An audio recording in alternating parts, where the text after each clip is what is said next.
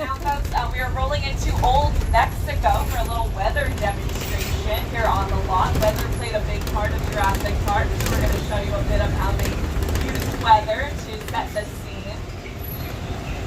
So the first thing we're going to have going on is a little bit of thunder. But really, it's more like thunder because we're having so much fun out here, right? There's our thunder. And more lightning coming out of the speakers and strobe lights. And folks, if you can give me a round of applause, we'll get the rain going. See if we can turn that rain on. The sprinklers should be. There we go. So the rain is well done. That was all you guys. The rain is coming out of sprinklers. They shoot the water directly up into the air and then add a little bit of magic called gravity to bring it back down to the earth.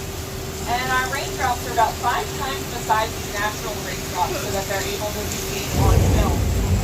And if we clap, I bet we can get at least a little bit more. Can we get a little bit more out here? A little bit more water? Nope. No more water. Oh wait, what's that? What's that rumbling? Uh-oh. More water. Looks like we got a flash flood, folks. Stay covered.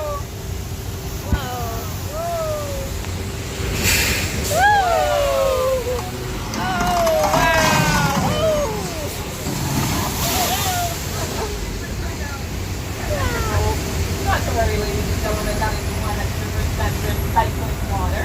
And this use was used in episodes of Desperate Housewives, Maria Pico starring Steve Martin, Marty Short, Chevy Chase, and also a movie called Big Fat Liar starring Tracy Evans, Amanda Bynes, and Paul Giamatti. You can't run the wall, kid! Yeah, we'll see about that. Alright, here's a little movie magic for you. There's Paul Giamatti. And there's his stunt double. Yes, he did not do that stunt. We got a stunt double for that. But, you know who did not use a stunt double was Lady Gaga when she used the flash flood in her music video for the song Judas. She let the flash flood just hit her, and she did it in 6-inch heels.